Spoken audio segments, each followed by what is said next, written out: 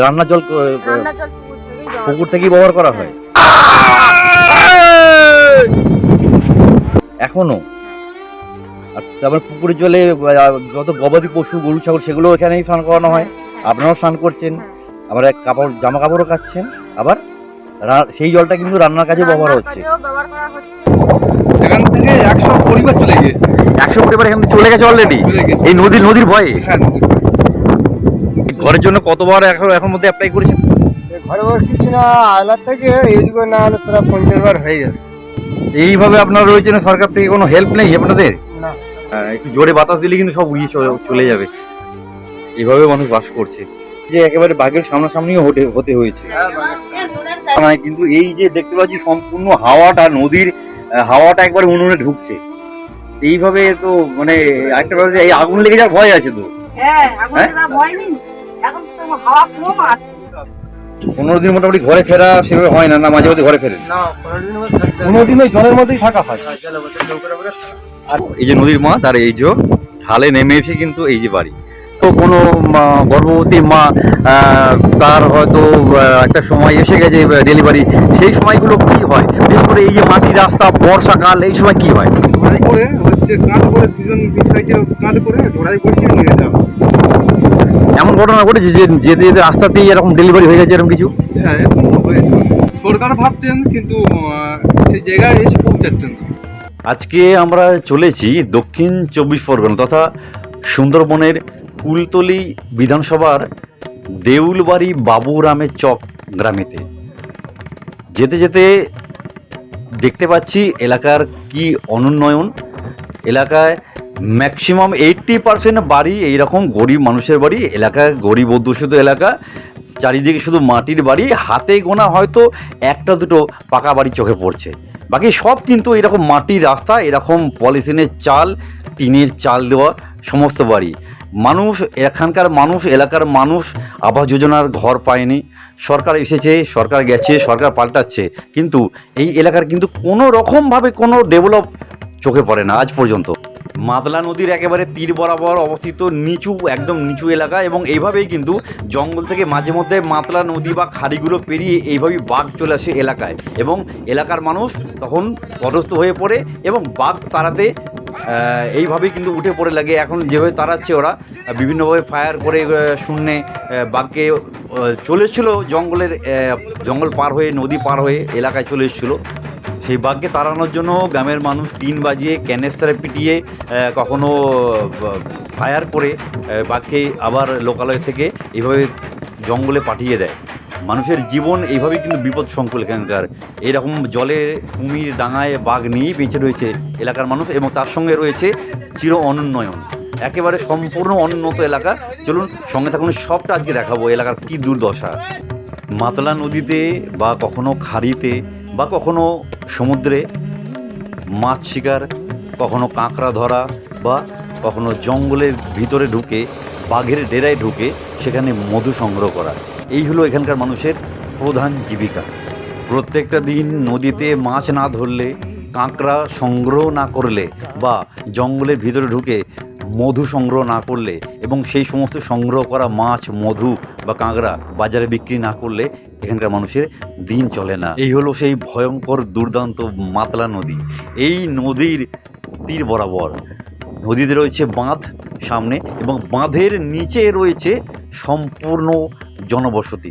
তো চলুন আমরা সেই গ্রামে ঢুকবো, গ্রামে ঢুকে দেখব সেখানকার কি পরিবেশ, কি অবস্থা, কিভাবে রয়েছে এখানকার মানুষ।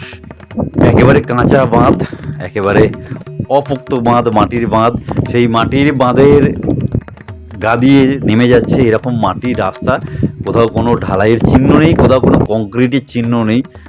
চারিদিকে গাছপালা, অসংখ্য পুকুর, নালা, ডোবা, এবং যেদিকে তাকানো যায় চারিদিকে কিন্তু এরকম মাটির বাড়ি, টিনের চাল, কোথাও বা পলিথিনের চাল।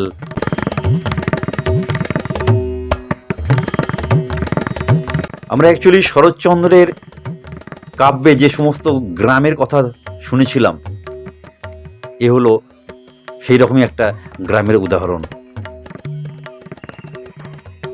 আপনি কি পুকুরে কাপড় কাচ্ছিলেন, তাই তো? তো কাপড় কাচে পুকুরে, আর খাবার জল মানে রান্নার জল রান্নার জল পুকুর থেকেই ব্যবহার করা হয় এখনো। আর তারপর পুকুরের জলে যত গবাদি পশু গরু ছাগল সেগুলো এখানেই স্নান করানো হয়। আপনারাও স্নান করছেন, আবার কাপড় জামা কাপড়ও কাচ্ছেন, আবার সেই জলটা কিন্তু রান্নার কাজে ব্যবহার হচ্ছে। ব্যবহার করা হচ্ছে আর খাওয়ার জন্য শুধু কলের জল ব্যবহার করা হয়। আচ্ছা, মানে এখানে সাবমার্সিবল কিছু নেই কারো, তাই তো? বা সরকারি তরফ থেকে যে টিউবওয়েল আছে সেগুলো গ্রামে কতগুলো কি আছে? আচ্ছা, ওই এক একটা করে এক একজনের বাড়ির সামনে দেওয়া আছে, মানে এক একজনের বাড়ি বলতে অনেকটা ছাড়াছাড়ি। ওই যে কলগুলো সরকার থেকে দিয়ে ওতে কি জল আসে? হ্যাঁ, কেউ আসে কেউ আসে না, খারাপ হয়ে আছে অনেক কল। আচ্ছা, অনেক খুব পাতলা কল। হ্যাঁ, সরকার থেকে যে কলগুলো দিয়েছিল জল জীবন মিশনে যে যেগুলো দেওয়া হয়েছিল। আচ্ছা, মানে একটা গ্রাম ধরে এক একজনের বাড়ির সামনে যেরকম আমাদের এখানে বসানো আছে, কিছুটা হেঁটে গিয়ে আবার সামনে একজনের ওখানে বসানো আছে, মানে এক একজনের বাড়ির দৌড়ের সামনে এক একটা করে। তাদের জল পরিষ্কার সবসময় আসে না? সবসময় আসে। জল এলে কি পরিষ্কার জল আসে না? না, কখনো জল খারাপ আসে, ঘোলা ঘোলা জল আসে, আবার জল কখনো ঘোলা, এরকম। মানে এখনো পর্যন্ত আপনাদের নদী পুকুর এইসব জলই রান্না কাজে ব্যবহার করতে হচ্ছে।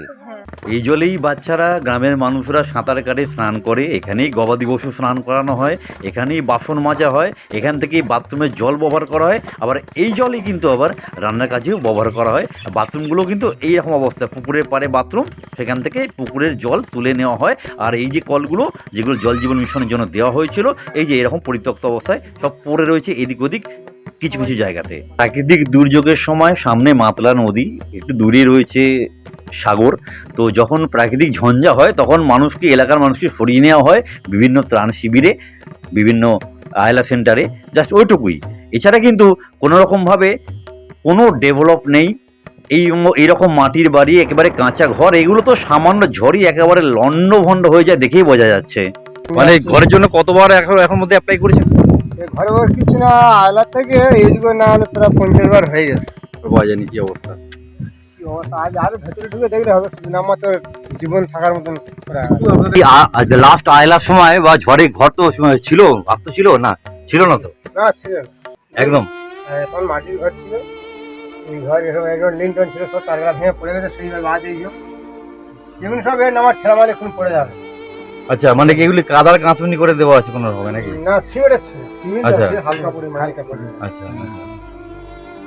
কাপড়ে অ্যাডভেস্টার তাও পুরো ফাটা। হ্যাঁ, দেখাই বোঝাচ্ছি সব ভাঙা আছে, এসব দেখবে। মানে মোটামুটি অল্প ঝড় হলো এই একটা ভাঙা, এই একটা ভাঙা, এই একটা ভাঙা, সব ভাঙার উপরে এগুলো জল, মানে এগুলো বৃষ্টি হলে জল পড়ে তো ভিতরে? হ্যাঁ, ভিতরে পড়ে তো? হ্যাঁ, হ্যাঁ। এইভাবে আপনারা রয়েছেন, সরকার থেকে কোনো হেল্প নেই আপনাদের? না, মানে দেয়ালটাও কংক্রিট নয়, দেয়ালগুলো সেই কোনো রকম প্লাস্টিক দিয়ে, একটু জোরে বাতাস দিলে কিন্তু সব উড়িয়ে চলে যাবে।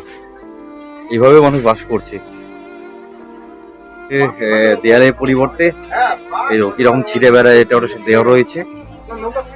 হ্যাঁ, এরকম এইভাবে রান্না এই জায়গাতে ঘটেছে যে একেবারে বাঘের সামনাসামনিও হতে হয়েছে। আর মাছ, এমনি মাছ ধরতে গেলে বা বনে মধু সংগ্রহ করতে গেলে মোটামুটি ওটা কতদিনের জন্য যান?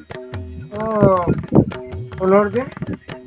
15 দিন মোটামুটি ঘরে ফেরা সেভাবে হয় না? না মাঝে মাঝে ঘরে ফেরেন? না, 15 দিনের মধ্যে 15 দিন ওই জলের মধ্যেই থাকা হয়। জলের মধ্যে নৌকার উপরে থাকা। আর মধু সংগ্রহ করতে গেলে কতদিন থাকে? ওই মধু সংগ্রহ করতে গেলে 15 দিন, আর মাছ ধরতে গেলে 10 দিন। আচ্ছা, শুনেছি মধু সংগ্রহ করতে গেলে ওখানে দল বেঁধে গেলে ওই বনের মধ্যে গিয়ে সব আলাদা আলাদা ছড়িয়ে পড়তে হয় একা একা, তাই কি? ওই একা একা ছাড়ে থাকতে হয়, একসঙ্গে বলা হয়, হয়ে গেলে আস্তে আস্তে ছাড়ে চলে যায়। না না, ধরুন এই একে একে গেলে ওখানে তো বাঘের আক্রমণের ভয় থাকে। হ্যাঁ, ও তো বাজার এখন যখন অসুবিধা হয় তখন লোক ডাকা হয়, তাদের ভিতরে যা থাকে না আসে। আচ্ছা, একা একা যুদ্ধ করতে হয়। কিন্তু বনের ভেতরে ডাকলে তারা, আপনারা যে দল ধরুন আছে 2 জন বা 4 জন, তারা কি কাছাকাছি থাকে না দূরে ছড়িয়ে পড়ে? অনেক দূরে ছড়িয়ে যায়। তাহলে ডাকলে তারা শুনতে পাবে কি করে? ওই বনে বনে সারা পাবে। কি হয় আপনাদের কোনো ইশারায় কোনো ডাক টাক আছে? ওই সারা করা হয়। কিভাবে ডাকা হয়? ওই নাম ধরে ডাকা হয়। নাম ধরে ডাকা হয়? নাম ধরে ডাকা হয়। আপনাদের এখানে সরকার থেকে যে জল দিয়েছিল নেই? না, জল আমাদের জল দেয়, পাইপ দেওয়া আছে, জল আসে না। পাইপ দেওয়া আছে, জল আসে না? টিউবওয়েলের কোনো ব্যবস্থাও হয় না? টিউবওয়েলের ব্যবস্থা সরকার থেকে দিয়ে গেছে, ওই যে কোনোটা খারাপ আছে, কোনোটা ইয়ে আছে, ভালো আছে, সব ঠিকঠাক নেই। আর রান্না বান্না সব পুকুরের জলই, স্নান করা, কাপড় কাচা, কাপড় কাচা, বাসন মাজা সব পুকুরে, সব পুকুরের জল জলেই হয়। আমাদের কলের জল এই দিনে একবার করে ওঠে, সেই খাওয়া হয়। জোয়ারে ওঠে, ভারী ওঠে না জল, আচ্ছা, সেইভাবে নিয়ে আসা খাওয়া হয়। কি রান্না হচ্ছে সেটা বড় কথা নয়, কিন্তু এই যে দেখতে পাচ্ছি সম্পূর্ণ হাওয়াটা, নদীর হাওয়াটা একবার উনুনে ঢুকছে এইভাবে, তো মানে একটা ব্যাপার যে এই আগুন লেগে যাওয়ার ভয় আছে তো। হ্যাঁ, এখন তো আর ভয় নেই, এখন তো হাওয়া কম আছে। কিন্তু বর্ষাকালে তাহলে কি করে করেন? যখন বৃষ্টি হয় এই তো চারদিকে সব ফাঁকা, এই যে রান্নাঘর চারিদিকে ফাঁকা।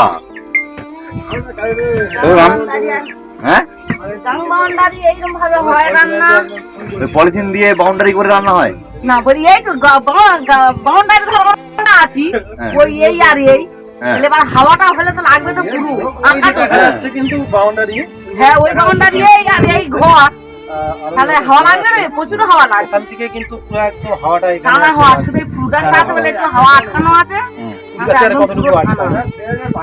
হ্যাঁ, আরেকটা ব্যাপার যে আপনার গ্যাসের কানেকশন নেই, গ্যাস উজালা যেই গ্যাস উজালা গ্যাস হয়, সেটা কোনো ব্যবস্থা এখানে দেওয়া হয়নি। হ্যাঁ গ্যাস দিয়েছে, তা সে এখন তো ভরা যাচ্ছে না, দামের জন্য। বিশাল দাম, তারপর সে গ্যাস পাওয়া যাচ্ছে না। অ্যাকচুয়ালি গ্যাসের কিন্তু সমস্যা গ্যাস হচ্ছে না, বুক করলে 25 দিন বাদে নানান তবে রকম গ্যাস ভাবে- দিচ্ছে। নানান রকম যারা এজেন্ট তারাই কিন্তু ব্যবস্থা করছে, কিন্তু গ্যাস কিন্তু কখনোই টান পড়েনি এখনো। মানে উজ্জ্বলা গ্যাসের কানেকশন আপনাদের আছে, তাই তো? হ্যাঁ, দেখো এই যে নদীর মাছ, আর এই যে ঢালে নেমে এসে কিন্তু এই যে বাড়ি। তাহলে যখন নদীতে প্রবল মানে ঝড় ওঠে, হ্যাঁ, তখন কি অবস্থা এদের হয়? এদের তো মানে একবার বাড়িতে জল পর্যন্ত হয়তো চলে আসে। না না, আমি বলছি এমন কোনো সিরিয়াস কেস হলো বা এমন হলো কোনো গর্ভবতী মা, তার হয়তো একটা সময় এসে গেছে ডেলিভারি, সেই সময়গুলো কি হয়? বিশেষ করে এই যে মাটির রাস্তা, বর্ষাকাল, এই সময় কি হয়? এই সময় হচ্ছে মাটি বছর আছে, ওই ঝড়াই করে হচ্ছে কাঁধে করে দুজন সাইডে কাঁধে করে ঝড়াই বসিয়ে নিয়ে যাওয়া। এমন ঘটনা ঘটেছে যে যেতে যেতে রাস্তাতেই এরকম ডেলিভারি হয়ে গেছে, এরকম কিছু হ্যাঁ, এরকম হয়েছে। এরকম হয়েছে? আচ্ছা, আপনাদের ধরুন এই যে সুন্দরবনে এই যে এলাকাটা, এটা তো একেবারে মানে মানে কোনোভাবেই ডেভেলপ হয়নি, না, তো সরকার কি এই আপনাদের এই এলাকার মানুষের জন্য কিছু ভাবে না? কি মনে হয়? সরকার ভাবছেন কিন্তু সেই জায়গায় এসে পৌঁছাচ্ছেন না। এই যে বাড়িঘরগুলো রয়েছে, এই যে বাড়িঘরগুলো দেখা যাচ্ছে, এগুলো একেবারে নদীর গায়ে রয়েছে, যেটা বলছেন 10 বিঘা জমি ঢুকে গেছে নদীর ভেতরে, এবার এই বাড়িঘরগুলো ঢুকতেও বেশি সময় তো লাগবে না, না না, তখন এই মানুষগুলো যাবে কোথায়? এই মানুষগুলো আস্তে আস্তে চলে যেতে হবে এখান থেকে, এখানে তো সবাই থাকতে পারবে না, আস্তে আস্তে সবাই এখান থেকে, আমাদের এই গ্রামটা অনেক মানুষ চলে গেছে। আচ্ছা, এই যে জায়গায় যারা মানুষগুলো বসে, এই যে ঘর বাড়িগুলো রয়েছে, এগুলো কি এদের নিজস্ব জায়গা? আমার নিজস্ব জায়গা। এখান থেকে 100 পরিবার চলে গিয়েছে। 100 পরিবার এখান থেকে চলে গেছে অলরেডি, চলে গেছে। এই নদীর ভয়ে। হ্যাঁ, মানে আমাদের সঙ্গে কথা বলে অনেক কিছু জানতে পারলাম, ভালো লাগলো, ভালো থাকবে। যে কথা বলছিলাম, সরকার আসে, সরকার যায়, সরকার প্রতিশ্রুতি দেয় যে আমরা উন্নয়ন করব, গরিব মানুষের উন্নয়ন করব, এরকমভাবেই সরকার আসে, সরকার যায়, আবার নতুন সরকার আসে, কিন্তু সুন্দরবনের এই এলাকাগুলো কিন্তু কোনোরকমভাবে কোনো ডেভেলপ হয় না।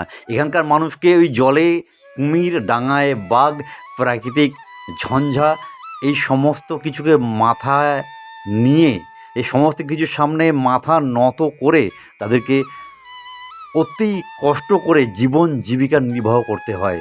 তো বর্তমানে পশ্চিমবঙ্গে সহানুভূতিশীল বিজেপি সরকার আছে, তাদের বলবো এই ভিডিও যদি আপনাদের চোখে পড়ে, অন্তত এই এলাকাটার উন্নয়নের ব্যবস্থা করুন। এদের যে সমস্ত অভাব অভিযোগগুলো রয়েছে সেগুলো পূরণ করার চেষ্টা করুন। জল সাধারণ জায়গায়, আমাদের মতো সাধারণ জায়গায় হয়তো জলের প্রয়োজন নেই, কিন্তু এখানে পানীয় জলের অত্যন্ত প্রয়োজন, কারণ এখানে লবণাক্ত মাটি, লবণাক্ত জল। তাই পশ্চিমবঙ্গের সঠিক উন্নয়ন যদি করতেই হয়, তবে বলবো আমাদের মুখ্যমন্ত্রী শুভেন্দু অধিকারী মহাশয়কে এই এলাকার উন্নয়ন করুন। এগুলোই উন্নয়ন পাওয়ার সঠিক জায়গা এবং এখানে কাজ দেখানোর উপযুক্ত জায়গা রয়েছে। প্রিয় দর্শক, আপনি কি বলবেন? আপনারা কি বলবেন? আপনাদের কি মতামত কমেন্টে অবশ্যই জানাবেন।